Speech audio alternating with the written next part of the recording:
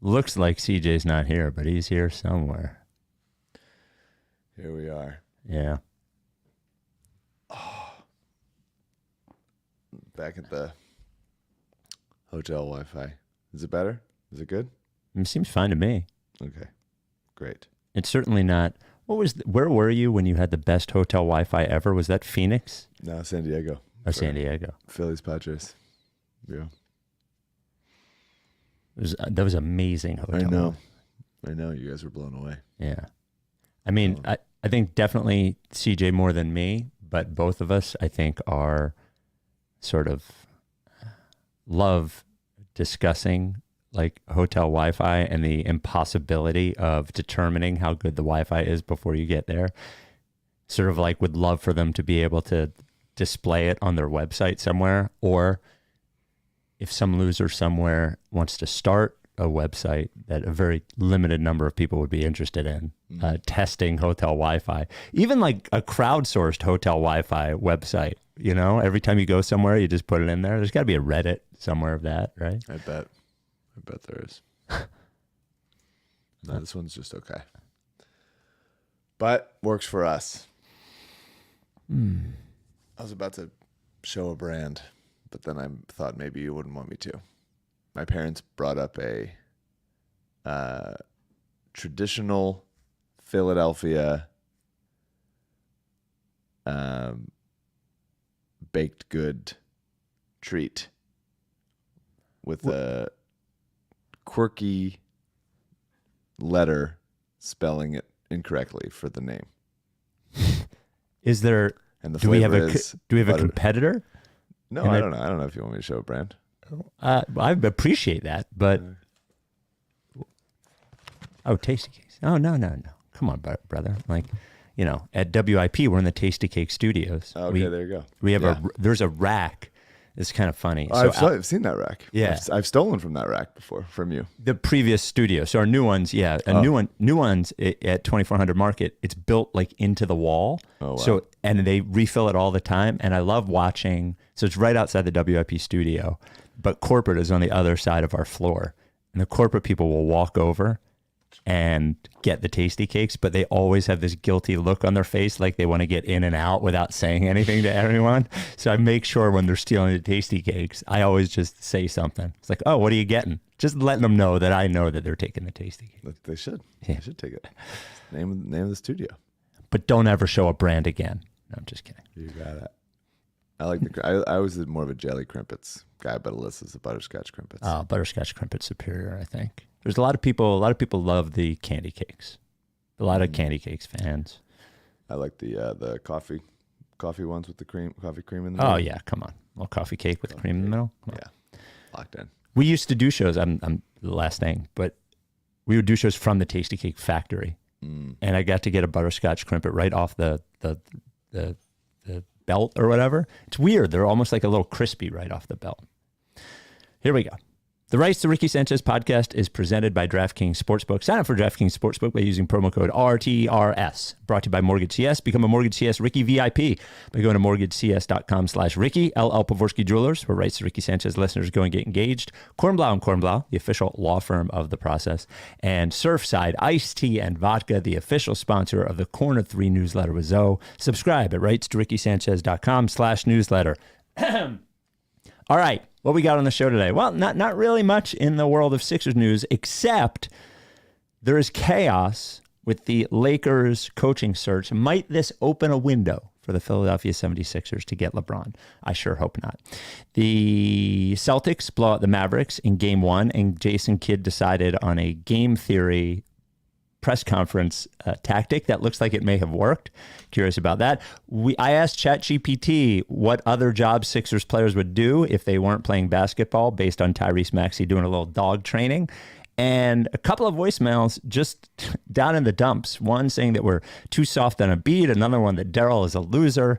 We have a lot on deck. Oh, plus a ref story from Mike, that was from a Twitter follower, right? Mm-hmm. Yeah, we'll get to that as well.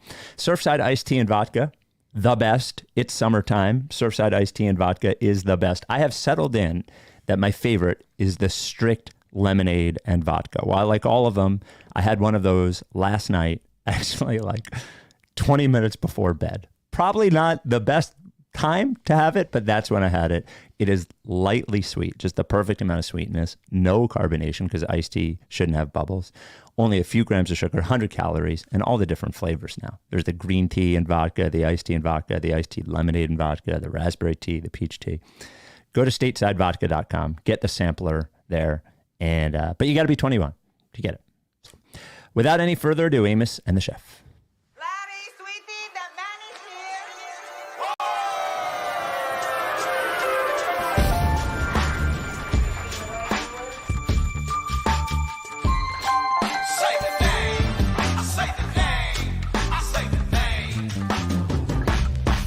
We were right, y'all. We were right. Even when it went wrong, we were right. We was right, y'all. We were right. So say the name. Say the name. We were right, y'all. We were right. Even when it went wrong, we were right. We were right, y'all. We were right. So say the name. Say the name. Say the name.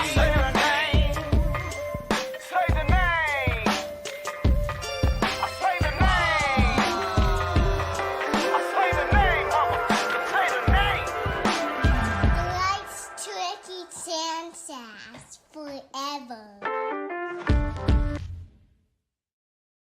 Welcome to the Rights To Ricky Sanchez podcast. I'm Spike Eskin, along with a guy who's on the East Coast. East Coast Mike. There he is, Mike Levin. Hello. We're in How are New you? York City. I was Yep. really watching the CJ's video, the opening video, very intently, and then it ended and it cut to my face, and I was making like the deadest eyes face I've ever made. And I was like, wow, I was just really watching it very seriously. Yes, I'm in New York City. We're doing it. We had a couple of people ask, you did mention on the last pod that Alyssa, your wife, had a short in Tribeca. A couple people emailed and asked for the name of it. Are people able to see it anywhere? No, it's not out Okay. publicly. The premiere was Friday night here in New York. That's where we're here in town for the Tribeca Film Festival.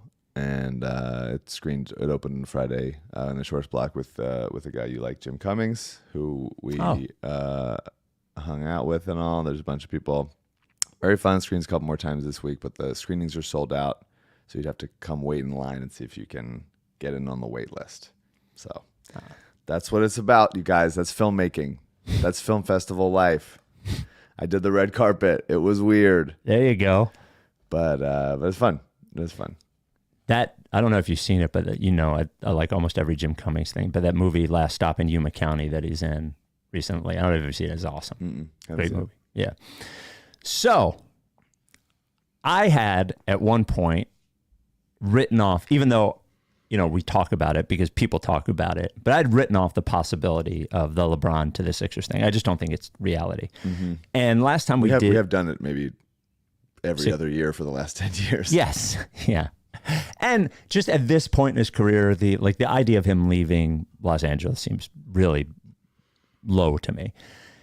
And then they're about to hire his podcast co-host, JJ Redick, to coach the team, which he had nothing to do with. I don't know if you remember. He had no idea. JJ hadn't mentioned it to him. Yeah. He had no opinion on it. But if anything, it seems like he finally found out about it and said, actually, no. Yeah. It'd be like, just because he does a podcast with somebody, like if someone asks you, yeah, hey, we're about to hire Mike co-host? to be the head coach of the Sixers, I think you'd be like, yes. I wouldn't actually. Yeah. That's actually a mistake. And so that might have been what happened with LeBron. Yes, nor would I, even in my field, if they're like, should we hire Mike to be the program director of WIP? I'd be like, no, all due respect to Mike, probably not. Probably not. Good. Find a podcasting, JJ, but maybe not for the head coach of my team. But then the intrigue has become even more interesting in this whole thing. So I think it was Friday morning, Woj tweets out, or Thursday morning or Friday morning, tweets out that the Lakers are targeting is the word he used, Dan Hurley to be their head coach. Dan Hurley, head coach of UConn, back-to-back national champions. Dan Hurley had said previously that he would be interested in the NBA. I think that was a known fact. And fair to mention that Woj wrote like basically a Dan Hurley book, so has a good relationship with Dan Hurley. Mm-hmm. So everyone sort of took that as, well, Dan Hurley's going to be the coach. But then the reporting on it was kind of weird. They hadn't even met yet. He hadn't even met with Dan Hurley. They were, Woj reports that I think they met on Saturday or on Friday, and then nothing has happened since then. So I think Dan Hurley is obviously a real coach, which JJ Redick is not. I think it's sort of a weird fit for a vet team that should win a championship right now, as Dan Hurley is sort of known as a hard-ass, taskmaster kind of guy. And I can't imagine at this point in his career, LeBron has never dealt with that particularly well. And I think the only time that you could even point to that at all was when he was in Miami, but that in a very different structure, a very different time in his career. But it's sort of weird because Dan Hurley has not been hired. It seems like there are, who knows what the warring factions are, but there's definitely some sort of weirdness going on with the Lakers where some faction wants JJ Redick, it appears, and some faction wants Dan Hurley, or Dan Hurley wants the job and went to Woj to try to get him the job. The whole thing is very, very strange. And it does, last thing, it would seem really weird for the Dan Hurley rumor to come up, hire this accomplished coach, and then they hire JJ Redick. would be very funny too. So all that is to say is that the weirdness, I think, takes me from 0% chance of LeBron leaving to like 2%. But it seems like a thing that could happen now. Yeah, I mean, I think both guys are a strange choice for this team at this point. I mean, they've had a ton of head coaches that they've cycled through over the past decade. They've been happy with none of them. Obviously, the LeBron factor accelerates that timeline and that unhappiness a lot of times.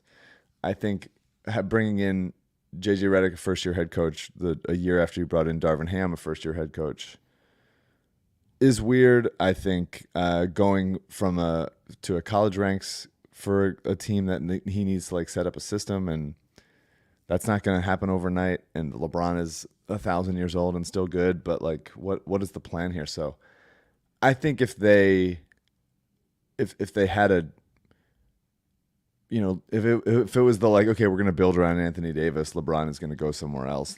Let's really take this seriously and find a way to institute a culture. I understand if you're the Lakers wanting to stop paying a ton of other coaches to not coach for you. I get that, and be like, we're serious about this one. This one's going to last. But it seems like a weird time to do that and not go okay, who's the Mike Brown type coach we can just bring in, and even a Doug Collins type, bring in in some of the fringes, make it work, make it fine, and then Sam see Cassell, what they can do. Fucking, but I wouldn't pick it. I wouldn't pick someone who has not coached before, been a head coach before. It feels very odd to me that they're going at it with another first-time head coach, and I don't know what that says about their willingness to, or what they believe in. How they believe in succeeding as a team with this group. Obviously hasn't gotten to the heights. They made a pretty big, compelling but maybe fluky run to the conference finals last year, and obviously the finals trip in the bubble. Also, what it says about their desire to just make LeBron happy. Right. Not that he'd be unhappy with Dan Hurley, but it's certainly a different vibe than JJ. Hiring Dan Hurley is not a let's make sure LeBron's happy for his next 3 years sort of move. Yeah, I don't really understand it, but if that's, it is hard to imagine them doing anything without his blessing, but it's also hard to imagine him giving his blessing to go hire someone that's gonna, need a while to implement something and not just go right away. Seems bizarre. So maybe that is they're just doing what they feel like is best for the organization, and LeBron is obviously quite old, and maybe they're if he wants to leave because of this, then fine. But that's bold. It would be bold. So John Fanta, who's a longtime college basketball play-by-play guy, worked for Big East. Now he works for CBS, I think he worked for Fox for a while, was on with Zach Gelb and on Infinity Sports Network and was talking about the reception Redick might get from Lakers players. Here's what he said. And I think a key part of this, based on people that I talk with in the industry, is that at a certain point, a Lakers player or two or three, not named LeBron James, said, I like JJ Redick, but I don't know if I love this smartest guy in the room. I'm going to talk down. I'm going to talk at you. I know it all type thing. When I've played against him and I get it, but I don't. I think that then caused Rob Pelinka and Jeannie Buss to reopen the door.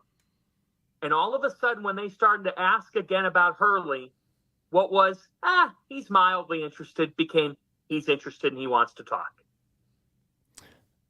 And I think that was it. So I do wonder, too, what the reality of the Redick rumor coming out and then Lakers players finding out about the Redick rumor and the potential, it's obviously LeBron's fucking guy. And this is their career at this point, like at a certain point, LeBron goes from greatest player ever, second greatest player, whatever you think of him, going to make you a championship contender every year, to what he is now, which is a good player, but not that, you're not a guaranteed championship contender. Mm-hmm. And if you're another guy on the team, I do wonder how much of that you want to stomach, just do everything for LeBron. And when the JJ thing comes out, I do wonder how much of that conversation, even Anthony Davis is still in his prime. And I think we're both think he's overrated, but he's still a really good player that probably isn't at the point in his career where he wants to just like follow LeBron's wishes around like a little puppy dog. And I do wonder what the reaction from other Lakers players were when the Redick thing came out. Well, who do you think? I got a couple questions. Who do you think the other player on the team is? Because D'Angelo Russell has a player option that he might pick up, might not. Anthony Davis seems to be like in line with LeBron generally. Well, I don't know, but I don't know about that part. At this point in his career, when he got there, it was a very different situation, right? He was sort of like wasting away in New Orleans. He was going to go to the Lakers. But at this point, they have, he's been there this entire time. And say what you want about the bubble championship, but it's certainly an outlier in their partnership in terms of success in their partnership in Los Angeles. So I don't know who else is under contract. Austin Reeves is under contract. Yeah, it feels weird that he would say something. Gabe Vincent played like 3 games last season, but will be better than Dame in 2 years. Rui Hachimura doesn't seem like him. Jared Vanderbilt, and then rookies. Yeah, I don't know. It'd be funny if it was like AD. Jared Vanderbilt. Doesn't want to play for. Fuck that. So, do you think, before we wrap it up, Can I ask you what you think of the Shams part of it? I'm interested to hear what you think. Well, I mean, okay. So, actually, before we get into that, let's talk about MortgageCS, because I think that could be like a 5-minute thing. Yeah. So, MortgageCS, the Rights to Ricky Sanchez podcast, brought to you by MortgageCS. MortgageCS is our official mortgage broker. They're important. CS stands for concierge service. That's the kind of stuff you're going to get. You're going to get one-to-one, always there for you, ready to answer. Staff sort of glued to you at all times. Not physically. I mean, only when you want it, but evenings, weekends, all that kind of stuff. Super important. Independent part, super important too. They're not beholden to any one bank or lender. They're going to get you what is best for you, not specifically best for them. But because what's best for them is what's best for you, end of the day. So, but now buying a house is crazier than ever.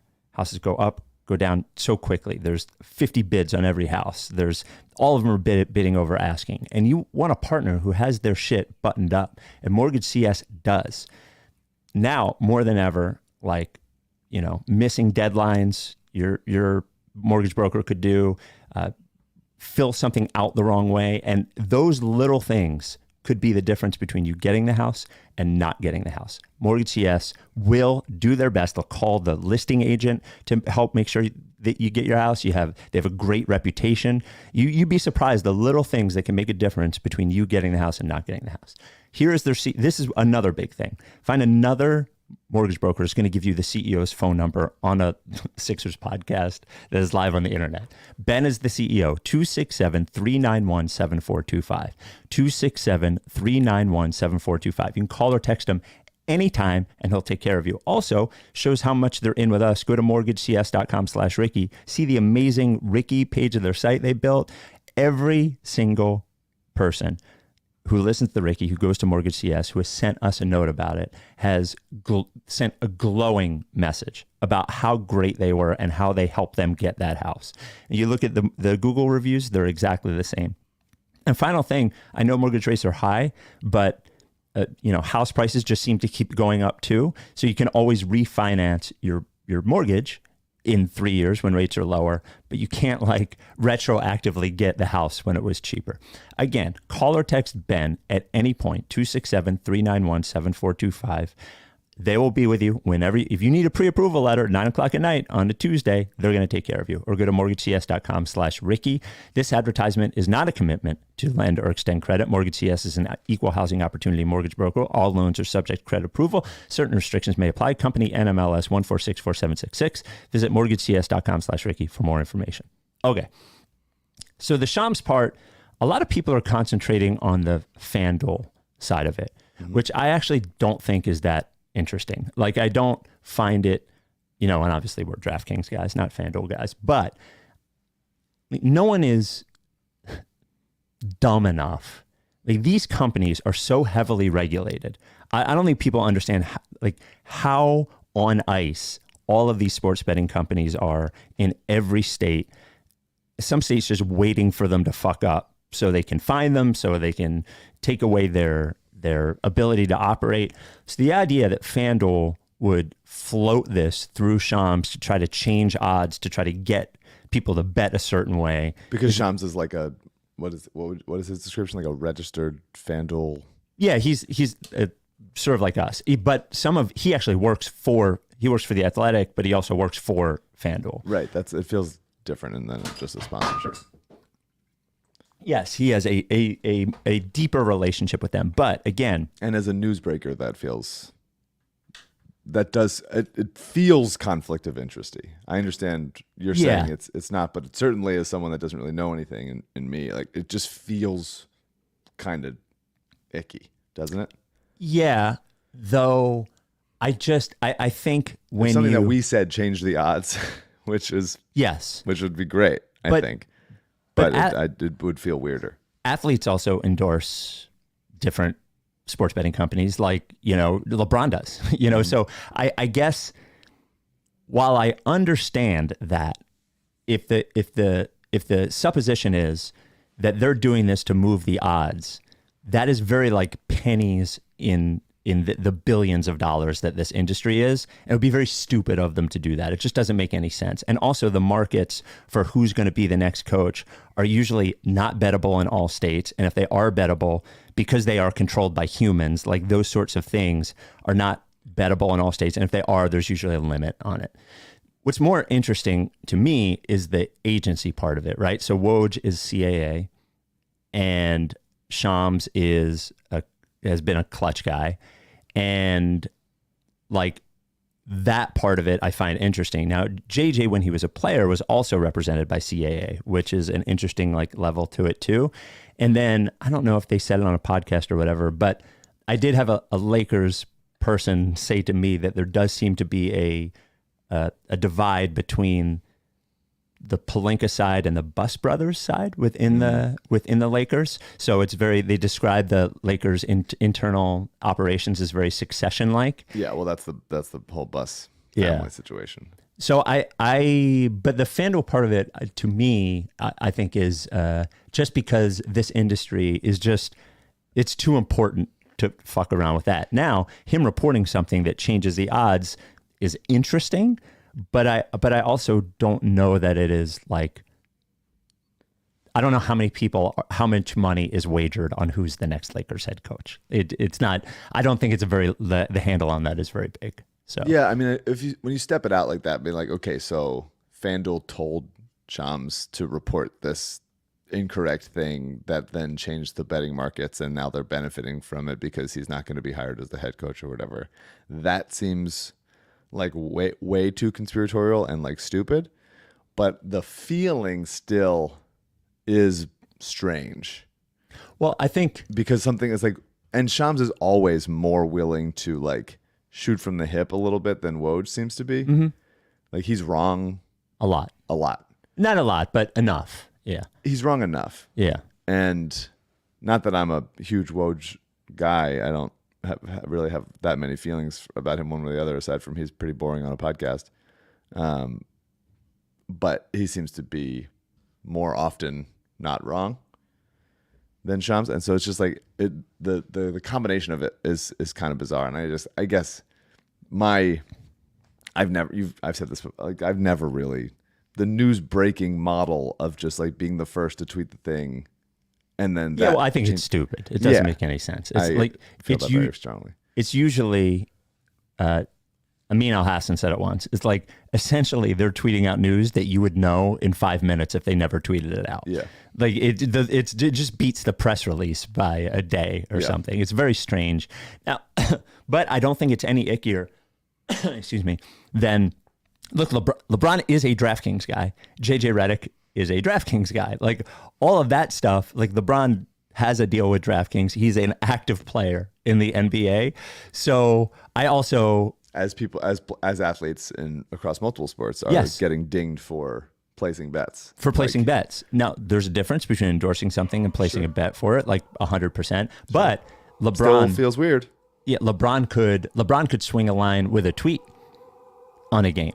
Basically, so the whole thing will be interesting moving forward. That's for sure. So it's going to keep doing. It feels like as it becomes more normalized, there used to feel like there was a bit of a wall, right? Yes. Between like, okay, so people are talking about sports betting on podcasts or in ads or whatever it is, and now that like it's so front and center on broadcasts and players having deals with that.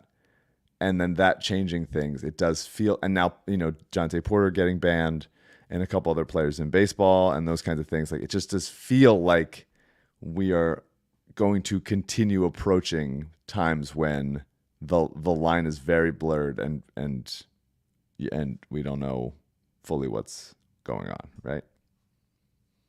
Sorry, I turned down my mic because Rebel was barking. I agree with you. I think, look, the public line is very blurred. The private line is not blurred. Can't bet on your own sport. Now, every sport has a different rule as to whether you can bet on other sports. My recommendation to any professional athlete would be don't put the app on your phone and don't bet on sports. For sure. I think it's a good bet that you should, or it's reasonable to tell them not to. And I think it will become obviously more important within organizations to make sure they're messaging this. And I think and the Players Association. Yes, well, the Players Association too is this is simply it's just a no. It's a non-starter. It's like it's not worth it. It's all that stuff. So. But there's something about like wanting to feel like I'm on the inside, like I do know this, like, and I could tell my friend. And it's like it's so easy. It's such a small thing that it becomes so easy to do. And when you're 22 or whatever, or 32, whatever, you're not in the league for that long. You just go like, well, I could make a little bit of money for my buddy, like whatever it is. It's just so, it's weird. It's weird. It's going to keep getting weird. Yeah, it'll keep getting weird until I think maybe at some point it all just sort of, everybody figures it out and it settles down a little bit. But I do think that a lot of the leagues, Major League Baseball, banned a guy for life. Well, I thought was really funny. He had won 5% of his bets, which he was betting on baseball. He was a baseball player and he won 5% of his bets. Pretty rough. Yeah, not great. So just to wrap up the LeBron thing, I took my percentage of him leaving from 0% to like 2%. Where are you? Where is the percent leaving? Is the Sixers reality? Blah blah blah. I don't know. I really don't know. I mean, LeBron's not going to, at least this offseason, unless they like totally remake and reshape stuff. Like, there's not a real way for them to improve to championship contender level. Now, I've said that before, and they got to a conference finals last year, and obviously that Denver series was a sweep, but it was close. And they were a play-in team for what it's worth. I mean, yeah. but it's hard to imagine them getting back there. But it was hard to imagine it before. So but I think LeBron probably still thinks very highly of himself, rightfully so, and that he could attract people to play there. And I've never been an AD guy really, as far as a number one option, as far as like him taking the torch and being like a team built around him. I don't think that's a top 5 team in the league, or even in the West. But it's hard to imagine, as it always has been, LeBron choosing Philadelphia. Which is why, if that does happen, I will just inherently be excited about it without really thinking about anything else aside from the fact that it's LeBron James and he decided on the Philadelphia 76ers. So I don't think it's going to happen, but if it does, I'm going to be in. As far as free agents deciding to come to Philadelphia, it would be the most shocking thing that ever happened in my life. From a sports thing, Yeah. LeBron going, okay, well, any team would probably have me at this point. I love living in Los Angeles. Where could I go? Well, the Sixers do have a guy who's really good and is absolutely never healthy in the playoffs. And a 23-year-old good. LeBron loves both of those guys. Yeah, but I'm sure he loves a lot of guys. It would be an all-time stunner for me. 100%. For him to go to the pressure cooker that Philly is, all those things would be very, very strange to me. Let me make the case really quick. Yeah. And I also, just last thing, I don't think LeBron cares about winning that much anymore. Just quite honestly. So what better way to cement your legacy as the best player of all time than going to the absolute trash bag Philadelphia 76ers? The biggest shit show in history. The biggest shit show in history for a long time. Haven't won a title since '83. And grabbing Joel and us and Daryl by the scruff of their damn necks and taking them to a championship and saying, I am the best player ever. This is how I'm going to leave the league. How about this? With a championship, bringing a championship to Philadelphia, and then wearing the Jason Kelsey Bummers outfit at the parade. I will say this. I'm a Jordan guy. Through and through, best ever, blah, blah, blah. Not even close. If he comes to Philadelphia and then drags the Sixers to a championship, I would put LeBron ahead of Jordan. Book it. Clip it. Call it. That's happening. Both the Cavs, the Cleveland, and Philadelphia in the same career. Are you kidding me? Yeah. Not going to happen. But that's the end of both LeBron's last dance and the Sixers process last dance. Is that moment. Yeah, yes. And we would have to be in that docu-series, obviously. Us dying as the... We'll talk. We'll have to negotiate with our agents. Yeah, yes. So my agent is actually Shams, is my agent. So good. Mine is DraftKings Sportsbook. Yeah, actually, mine's DraftKings too. So Celtics up 1-0 in the finals. They blow out the Mavericks, a game that was close for about, what would you say, about 3-4 minutes in the third quarter. Started to get a little shaky, but most of the time the Celtics win it. And I thought, Jason Kidd has had a lot of praise as head coach, has been criticized a lot. But this move, I think, was one of the all-time coach moves during a playoff series. So at the press conference 2 days ago, or yesterday, he says that I didn't quite hear the question, but here's what he said. Well, Jalen's the best player, so just looking at what he does defensively, he picked up Luka full court. He got to the free throw line. He did everything, and that's what your best player does. So we get that. So he says that Jaylen Brown is their best player, obviously throwing some chum in the water to try to see what he can do with the Celtics. Maybe he gets Jason Tatum to try to take a game over, blah, blah, blah, just get in their heads. And they did both go to Cal. So I don't know if there's a Jason Kidd and Jaylen Brown. And Jaylen Brown, yeah. But then veteran, former Sixer, the match that was thrown in the gasoline that started the process, Drew Holiday walks right into it. Here's Drew Holiday. This is the first I'm hearing that, but I mean, I don't think he's lying. I think JB he's been aggressive in every single way. He's been getting to the paint, getting to the free throw line, also making plays for other people. And then he's guarding Luka. He's guarding the best player.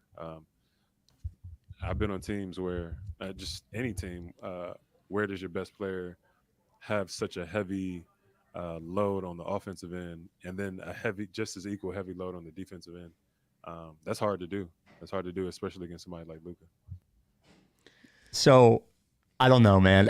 Look, it's very easy to not answer that and him go, Jalen's a great player, Jason Kidd, is a great coach. We're trying to win as a team. But him saying he's not lying, I'm sorry.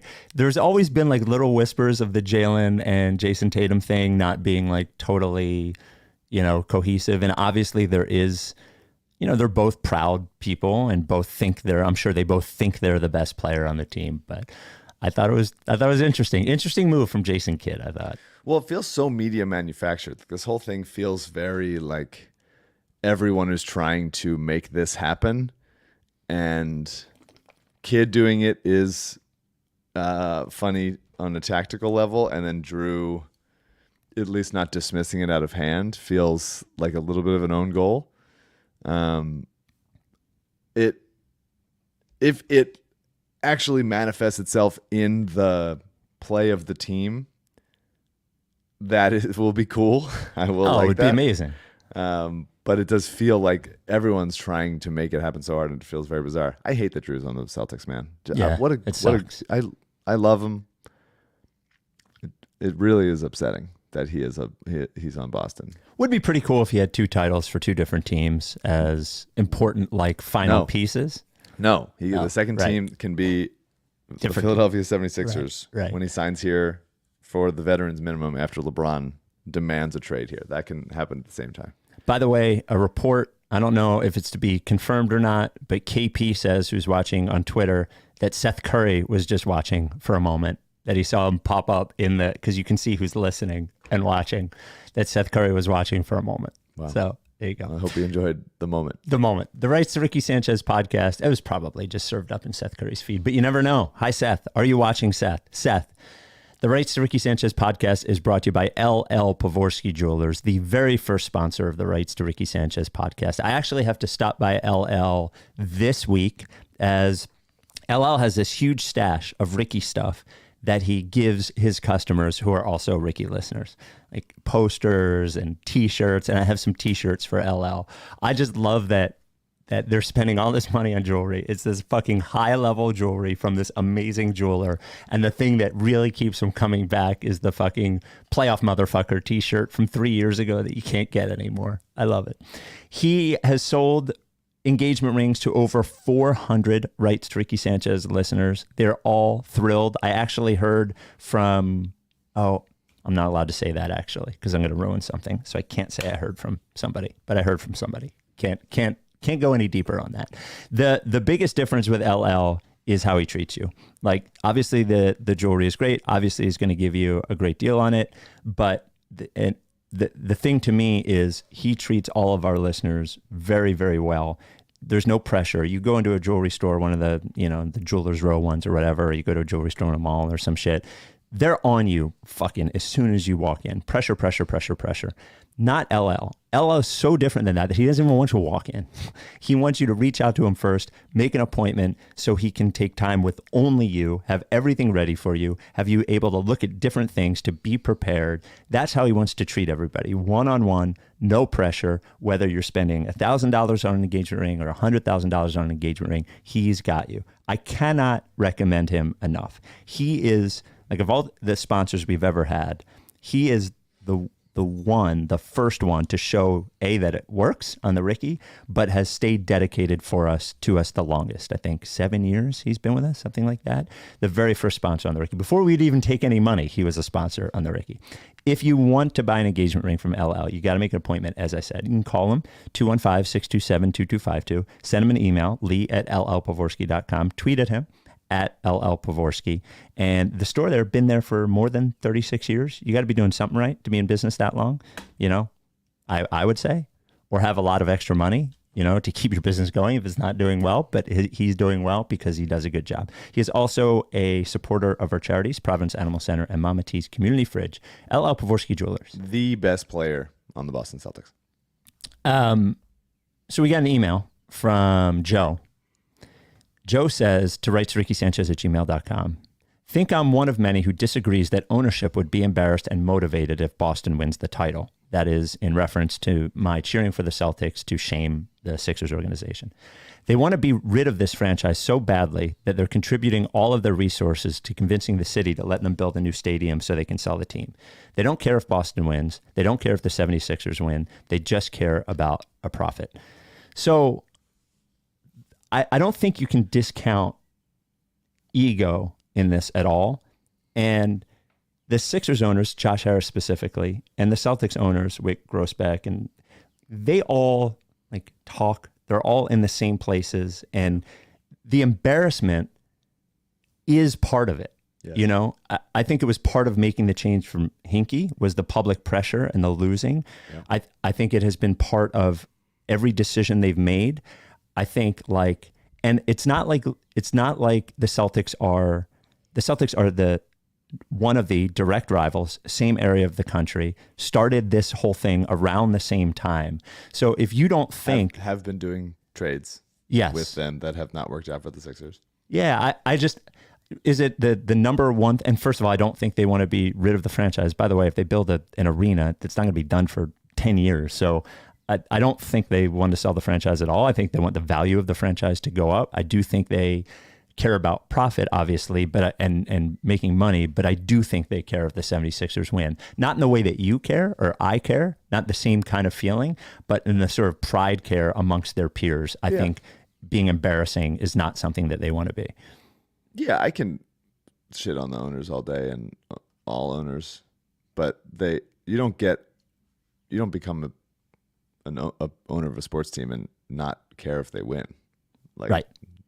A lot of it, obviously it does make a lot of money, but a lot of things make money that don't require quite as much heartache and public scrutiny and embarrassment and stuff. So I think even some of the worst owners in sports want their teams to win. It's just how much do they want? How much are they willing to pay to get there? Like Jerry Reinsdorf or whatever. Like how much are you going to not commit the money that you are able to do to make it as effective and give your team as good of a shot as possible. How much pain are you willing to endure, whatever it is? And I think the Sixers owners, on the scale of all the shit, have proven. And I mean, Josh Harris is there all the time. I think they do care. Do. It does matter. And there's nothing that so many of these fucking rich folks are absolutely shamed by losing and by someone else that they consider a rival winning. Of course they do. Of course they do. By the way, they were publicly shamed. Do you remember in the beginning? I remember it all. Yes. So the beginning of the pandemic when they cut everyone's salary and Embiid and and shadowy behind him, Michael Rubin, sort of goaded them into undoing that. Yes. That was just public shame. That's all that is. So, I wouldn't be so fast to think that they cannot feel bad about something like that. And there's few things better in the world than public shame. Yes. And they should feel it, and as should many other people. Shout out to Robert Schultz, who's listening on YouTube, who donated $9.99, which we will donate to our charities. He says, shout out to Sixers and Ricky fans Katie and Ron, who got married last night. Any impromptu relationship advice? Asking a lot of people are asking us for marriage advice. I've been married for almost 10 years. Seems like the podcast is helping them get there. So I would say just keep it the way it is. Keep it going. They better be watching right now. If they're not watching, it's over.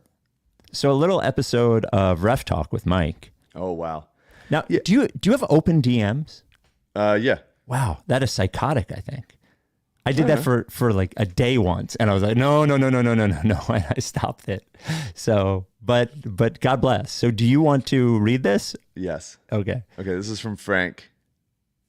Mike, Love the pod. Been listening since the beginning. Never missed an episode. Good luck in your upcoming men's league playoffs. I missed that before. We are 6-2, and I'm missing the game this week, but we're in first place right now. So next game is the playoffs are my next game, which are on the first day of the NBA draft, which is a bummer, but we've got to bring home a title. Anyway, Frank needed to message me to commiserate, as I know you also hate referees. We had a men's league championship game last night. We were down by 1 with 4.4 seconds left. We get a great look at a 3 that does not go down, but the miss is tipped in as time expires, and the one ref counts the basket. We go nuts and celebrate. 5 minutes later, after the refs have a discussion, I question whether 5 minutes, how much of that was really 5 minutes. But 5 minutes is a later, long time. That's a long time. Yeah. After the refs have a discussion, the other referee blows his whistle and says, basket is no good and the game is over. We are no longer champions. The ref then puts on his straight-brimmed hat that looks ridiculous and puts on sunglasses at 10 p.m. and walks out of the gym. Fuck them and fuck him. I love the hat. The hat and sunglasses. Yeah. Ding. And there's nothing worse than a rec league championship, a rec league ref putting his regular person uniform back on and walking out as fast as he possibly can. Wow. Frank, compassion.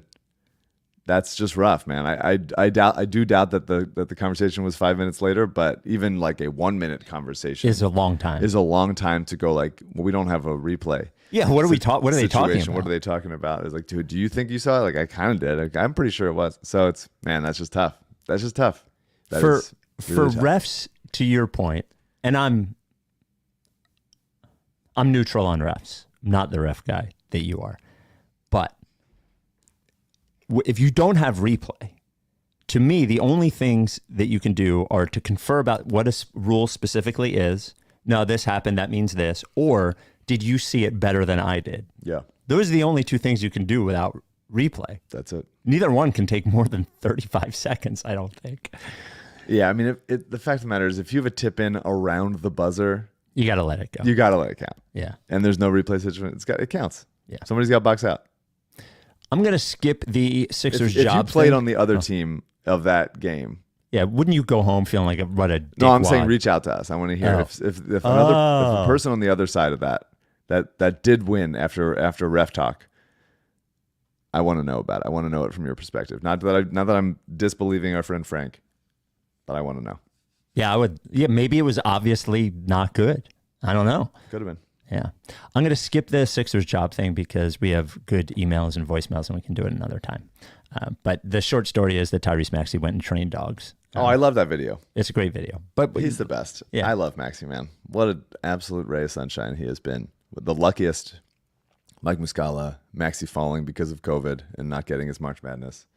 Just like, and now he's here and he's about to sign a big fat contract and be here forever. And that absolutely rocks. we got to get him a big barker for his dog, I think. I'll send it to the facility or something. The hard to stomach YouTube comment of the week. The first one is from Phonographic. I'm just curious to your thoughts here because I don't know that I do it. Maybe I do. I mean no disrespect for a guy, but for a guy who's a radio lifer, Spike sure does make a lot of unnecessary noises into the microphone during the filter in. Maybe that's why, though, the panic of dead air setting in. Do I make a lot of noises during the filter in if we're not talking? You'll do a little, Like a little like a little tapping, a little ditty sometimes. Oh, okay. Yeah, But that's just, I think you're warming yourself up. yeah. I feel like if you're sitting there, it's weird for us to just be sitting there staring at the screen, not saying anything. And the other one came from Gerald of Bolivia, 3968. Who knows if Gerald is actually in Bolivia? I'm with Mike on the chapstick controversy. I thought Spike was being a bit bizarre about never wearing chapstick, but for the life of me, I could not be bothered to voice my opinion about it. The only reason why I'm doing this now is because I think the discussion is really funny. So There you go. So Update the from chapstick thing Bolivia. lives on. So I thought this was interesting. This came from Chris, Rights To Ricky Sanchez at gmail.com. We got a question on the pod last time about if you could go back and ask any player or coach or anything from the process or something, a question, and they would have to answer honestly, what would you ask and who would you ask? So he came up with 5 questions that I think are good, and I'm curious what you think the truth serum answer is. The first one is Ben Simmons. Do you really think you don't need to shoot threes? So if you had Ben on a lie detector test do you think not shooting is something that he truly believed in his heart was right? I mean, I think he would. If there's nuance, I think he would say, if I was good at it, I would do it, but I can be a successful NBA player without having to do it. And Honestly. for a time, he was right. Yeah. He no longer is. Yeah.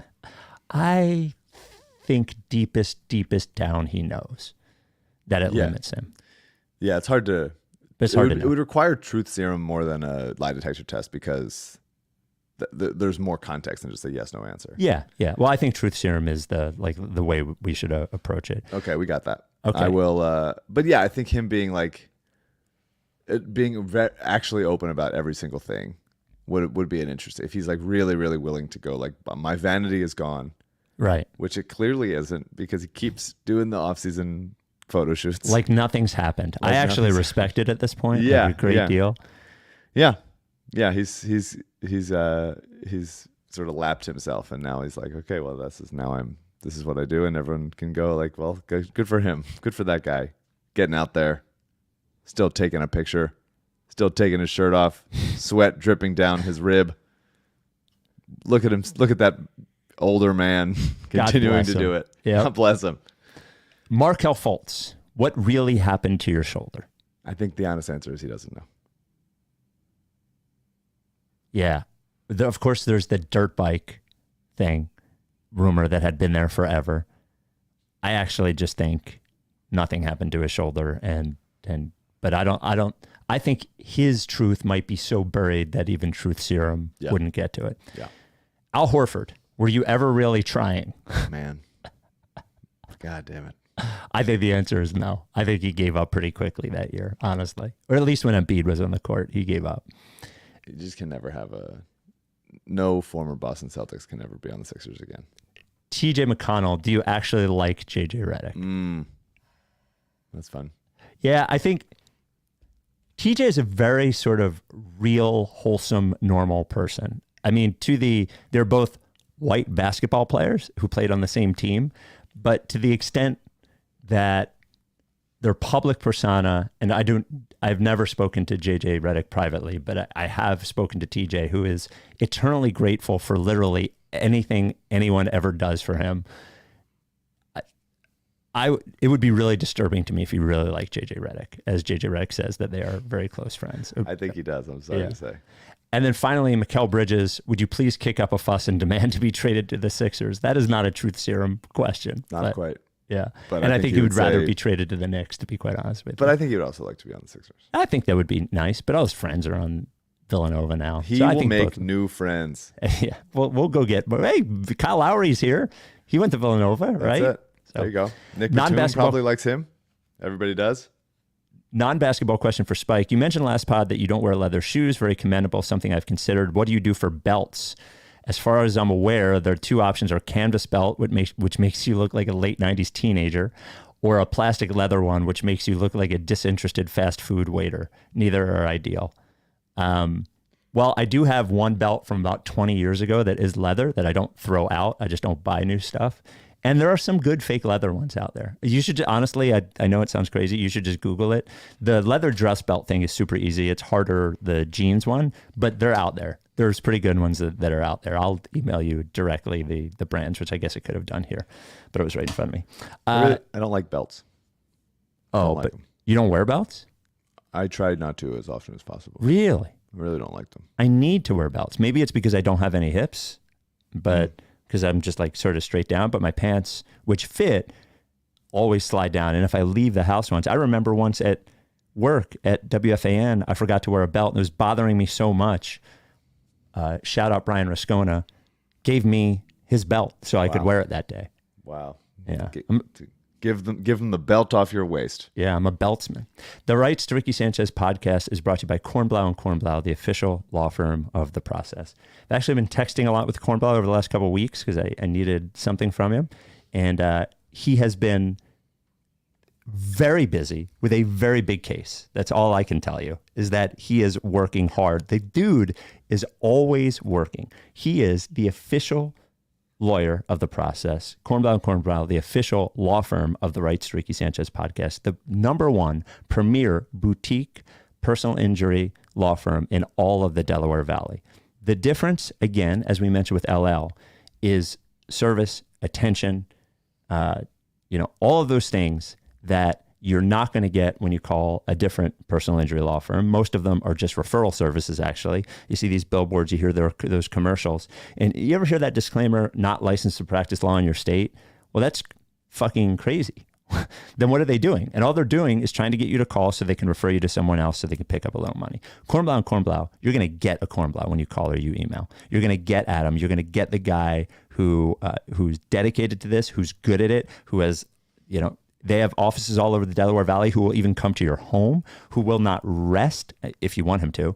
We will do a house call. He will not rest until he gets you what you deserve. They have some of the biggest medical malpractice results in all of the Delaware Valley. But whether it's medical malpractice, slip and fall, injured at work, car accident, whatever it is, if you've been hurt in any way and you believe somebody else may be at fault, you have to reach out to Kornblau and Kornblau. The law firm has been there for 4 decades, started by his parents.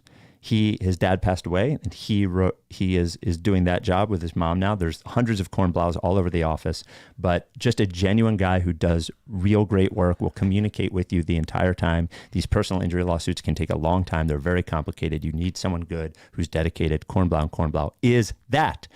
If you think you might have a case, give him a call or shoot him an email. It doesn't cost you a thing. 215-576-7200. Ask for Adam. Or email kornblau@kornblauandkornblau.com. I'm going to spell it for you even. Kornblau. Kornblau@kornblauandkornblau.com. Kornblau and Kornblau, the official law firm of the process. All right. 833-LickFace is the phone number. Here's a voicemail. Hey, what's up, Spike, Mike, and CJ? So just thinking about the Danny Green podcast you guys did recently, some quotes that he said really stuck with me and got me thinking, particularly on Daryl Morey. And I'm talking about when he mentioned how Daryl doesn't see players as people, more so as numbers and assets, and how the situation that he had with Harden may damper potential free agents to come to the Sixers. So I want to know from you guys what you think, because I'm basically there and I'm coping with the fact that I don't think the Sixers are going to land any of these big free agents. And Daryl Morey is kind of a fraud, and I think it's over. How do you guys feel? What do you think? Is Daryl Morey a fraud, or are we going to get this thing going? Appreciate you guys. Peace.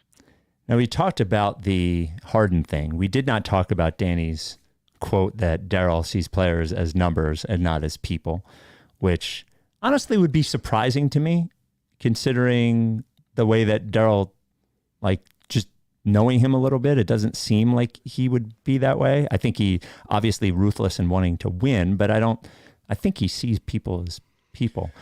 I don't think he's a fraud. I think he may have gotten praise that was a little outsized at a certain time, given the sort of revolution that was happening in basketball, analytically, and the amount of that was attributed to him. Yeah. But I think he's good at his job, and I don't think he's a fraud.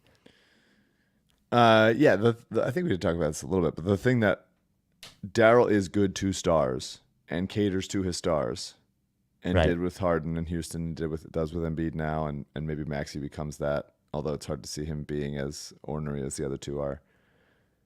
And then is very fungible about everybody else. Everybody else can just be replaced so easily. And so that being his prevailing, at least from a player, from a personnel rank situation, has been seen as plus with the number situation, the lowest common denominator, Excel spreadsheet, GM Excel spreadsheet stuff, be seen, what we talked about last time, is the reputation he has is this. And so whether it's true or not, he has been a known commodity for long enough that guys like Danny Green think it, whether it's true or not, they think it. And that is part of it. You know what I mean? And that is you have to assume based on people how he's talked about in the media and how now Danny has said it and how some other guys have said it and now Harden has said he's a liar and all that stuff, like that is the reputation, and there's nothing that we can argue about it. We can say context, but it's like enough players think this, then some guys won't come here because of that. Whereas like pick any other team with a GM that is not publicly as known as Daryl is, they just don't factor that in. So I think I've been worried about it since the Harden thing happened, and I think that it's, and then the Pat Bev thing about said he wasn't being traded and then he got traded. Like I think that stuff does matter, and it is like a mark against him as far as can you get the right guys to come here and play here, and if you can't, is it because like you're just too out there? Yeah, I mean, the short thing is whether it's true or not, if it is the perception enough, it doesn't need to be true. That's right. You know, Rights to Ricky Sanchez at gmail.com from Anonymous. But he better get a guy. Oh, he cap better. Space. He fucking said it. You said it, Daryl. It's all this offseason. He cannot fuck up. I don't care if nobody likes you. Pay him more. Make it happen. Do something against the rules. You know? There should be more under the table dealings, I think. Yes, let's go. But I also don't want to be taking any more second round picks taken away from me. At this please. point, I need them. Yeah. This came to Rights to Ricky Sanchez at gmail.com from Anonymous. I prefer to keep my name anonymous because of many friends listen to this podcast, and I don't want to expose myself as someone who emails their favorite podcast. Wow. Fair. I recently just got over the fact that the Sixers did indeed lose this year. In my denial phase, I did not only not listen to the Ricky, I refused to believe the National Basketball Association carried on after our 76ers got eliminated. I don't know what happened, but the switch flipped the night before the NBA Finals were set to tip off. I binge listened to all the NBA content I could get my hands on. Any free time I have, I'm digesting NBA content. Whether it's mowing the lawn, cooking dinner for me and the wife, even as I'm trying to fall asleep, I'll throw on the Bill Simmons podcast and let the smooth, silky voice of Bill Simmons rock me to sleep as he gives his audience jerk-off instructions describing his Boston Celtics. My question to you is this. If I'm already listening to your pod prior to taking a shower, is it okay that I continue listening to you guys while I take a shower? Or do I switch to music? I personally don't think it's weird, but if you do, I can switch to something more shower appropriate. Of course it's not weird. Yeah. I mean, if you know what was weirder? The guy who was having sex with is bad. That a little much, though I liked it, though a little much, though I wouldn't say not to do it, though you probably shouldn't out of respect unless the other person knows. If the other person knows isn't okay with it, it's fine. But shower, as long as you're not, do whatever. Yeah. Well, you could do totally whatever. You're by yourself in the shower listening to this podcast. No holds barred. Wow. Whatever you want to do, you do. 833 Lickface is a voicemail number. What's up, dude? So I'm in a group thread with a couple of buddies, and I defend Joel Embiid constantly, right? By the way, is this guy a television announcer? Do you hear this voice? What's this guy doing? He sounds like he's doing play-by-play of his thoughts. Hey, Cal, this guy was supposed to be injured his whole career. He's never supposed to be here. He lost his brother. He's overcome all these things and all these doubters throughout his career. And I do love the guy. That being said, I do feel like you guys have given him a free pass over the years from some of the things we hear trickling in about his leadership, right? You've got David Thorpe. You've got Danny Green most recently, basically just saying when he came here, 3 years ago, that Joel Embiid wasn't a great teammate and leader, like reading between the lines. You've got you got Daryl Morey kind of saying the same thing where Joel Embiid's not a leader. The two things I think you can give him legitimate crap for are not being in shape, not losing about 15 or 20 pounds, and not being a great leader or teammate, even though it seems like he's gotten better than that. And I think that you guys are very honest in pretty much everything you do except the way you look at Joel Embiid. And I think that we've heard enough people that he lacks leadership and a commitment to conditioning, and it feels like that's the one thing this podcast enjoys. So love you guys, love the work. That's it. Do you think we're soft on Joel? I think probably a little bit. I don't think last year we were. I think we were pretty straight about it because it was the first time that you couldn't really point to anybody. Obviously, once again injured, happened again this year, blah, blah, blah. but last year was the first time we didn't point to anybody else. Even Harden was part of it, but it was not. It was squarely more on Joel's side than anybody else. And I think the leadership thing is interesting. Like, he should be better at it. Obviously, it should have taken him less time to take that shit seriously. And he should, after being here for this long, take a bigger role in, you know, helping establish a team culture that he feels like he is the center of, rather than just the best player who doesn't have to do all that shit. Like, I would like that if he did that. But also, this stuff wouldn't matter if they had won more. You know, they wouldn't. The stuff comes out after the fact because they have never gotten past the second round of the playoffs. And had they done it, then it would be like, oh, okay, it's fine.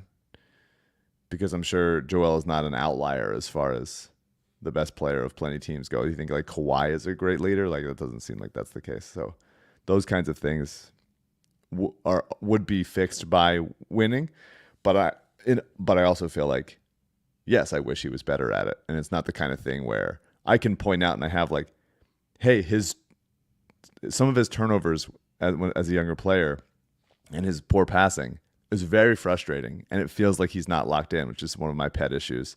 Even this year, he's gotten way better, but still would occasionally do the weird, just lazy pass that went out of bounds because he wasn't really looking.